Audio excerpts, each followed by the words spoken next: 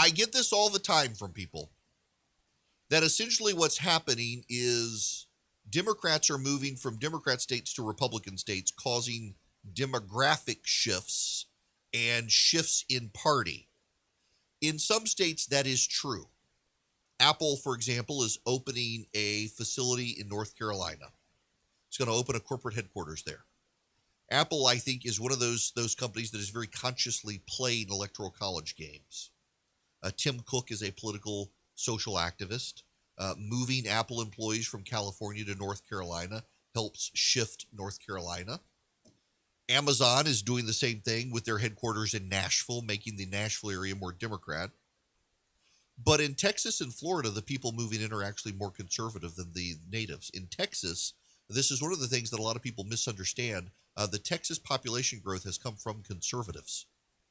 If Texas had not seen the 4 million person increase in the last 10 years, Texas would probably be a Democrat state by now. The shifts in Texas in the suburbs have come from native Texans, not from those who have moved to Texas. They've moved to Texas because of Texas. The natives have gotten Yankified in Texas, and they're trending blue. They're trending Democrat. It's the people moving into Texas. The people moving into Texas are more likely to become gun owners. People moving into Texas are more likely to vote Republican. The people moving to Texas are more likely to want to preserve the every other year state legislature. The people who are moving to Texas are more likely to prefer no income tax. And same with Florida. No income tax in Florida has driven a lot of people who are upset with Democratic policies to Florida. Now, it's also a lot of rich people, but overwhelmingly, we now know from the census that a lot of the rich people who fled Manhattan actually didn't flee to Florida. They fled to Brooklyn, also in New York. Rich people moving out to Brooklyn. And in Florida, a lot of the people who are moving in are, it turns out, conservative. So it's not what a lot of people think. A lot of people think, oh, well, it's these Democrats. They're leaving their states. They're coming to our state. They're going to corrupt our state. In some cases, it's true. In Georgia, we've seen a lot of Fortune 500 companies. Under Sonny Perdue and Nathan Deal, a lot of Fortune 500 companies came into the state, and they brought employees from out of state to Georgia, and it shifted the political dynamics.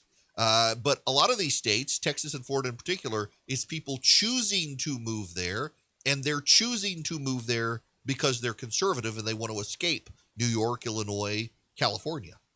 So don't make the population trends, and the media, of course, gets mixed up with this as well. Oh, well, we got people moving from California to Texas. They're going to turn Texas blue. It's only a matter of time. It's not actually true when you examine the data of the people moving into the state. So don't believe all of that you hear. And in fact, don't be afraid of people moving into your state. If you've got a strong state, a strongly Republican state, you got a dynamic governor like Ron DeSantis, or a culture of conservatism and guns in Texas like you have, a lot of people are drawn to that who are conservative, fleeing their states that are collapsing, and they're helping prop up the existing conservative base. Frankly, for those of us here in Georgia, where I am, we should take some lessons on this. We need to have more robust, aggressive conservatism to attract people into the state. Maybe get rid of the income tax. Go to a flat sales tax like Texas and Florida, lure in some good conservatives, and rebuild, because, my goodness, Republicans in Georgia seem intent on throwing away all of their historic gains.